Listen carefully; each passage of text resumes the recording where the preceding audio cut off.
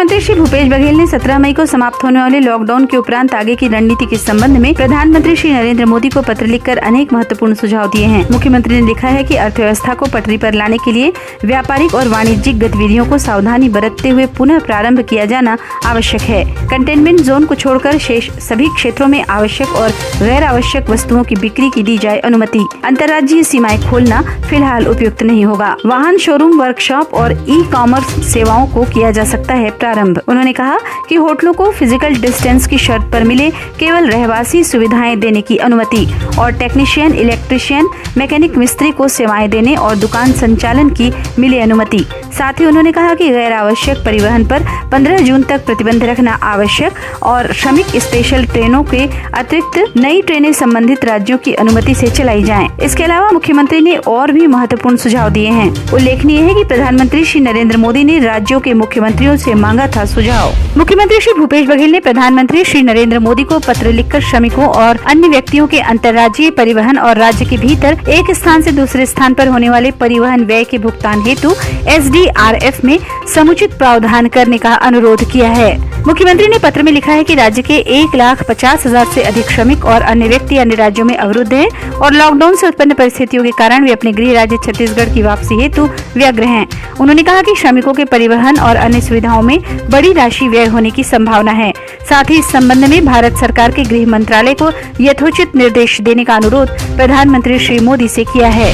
मुख्यमंत्री श्री भूपेश बघेल के निर्देश पर छत्तीसगढ़ के प्रवासी मजदूरों को दूसरे राज्यों से लाने का सिलसिला जारी है। गुजरात से विशेष ट्रेन से 521 श्रमिक चांपा रेलवे स्टेशन पहुंचे। विगत लगभग 40 दिनों से लॉकडाउन में फंसे सभी श्रमिकों ने अपने गृह ग्राम जांजगीर चांपा पहुंचने पर प्रदेश की भूमि को किया नमन और मुख्यमंत्री श्री भूपेश बघेल को धन्यवाद देते हुए आभार जताया। मुख्यमंत्री श्री भूपेश बघेल के निर्देश पर छत्तीसगढ़ से होकर अन्य राज्य जाने वाले श्रमिकों को पूरी मदद और सहायता दी जा रही है। साथ ही राजधानी रायपुर सहित सभी जिलों में श्रमिकों के लिए किए गए हैं विशेष इंतजाम। इसके अतिरिक्त इन श्रमिकों को उनके राज्य सीमा तक छोड़ने के लिए वाहनों का इंतजाम भी किया जा रहा है। श्रमिकों ने इस विशेष व्यवस्था के लिए मुख्यमंत्री श्री भूपेश बघेल का आभार जताया है। मुख्यमंत्री श्री भूपेश बघेल के निर्देश पर छत्तीसगढ़ शासन द्वारा अंत्योदय राशन कार्ड धारियों के लिए पूर्व में जारी अतिरिक्त खाद्यान्न आवंटन में संशोधन कर समस्त अंत्योदय राशन कार्ड धारी परिवारों को 3 माह का 5 किलो प्रति सदस्य प्रति माह अतिरिक्त खाद्यान्न आवंटन जारी करने का निर्णय लिया गया है।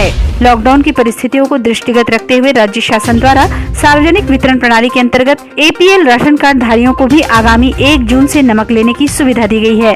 साथ ही APL राशन कार्ड धारी 10 रुपए प्रति किलो के हिसाब से ले सकेंगे 2 किलो नमक। छत्तीसगढ़ सरकार ने कोरोना वायरस के संक्रमण की रोकथाम के तहत संपत्ति कर और विवरणी जमा करने की तिथि में एक बार फिर से विशेष छूट देते हुए जमा करने की अंतिम तिथि को बढ़ाकर 31 मई कर दिया है।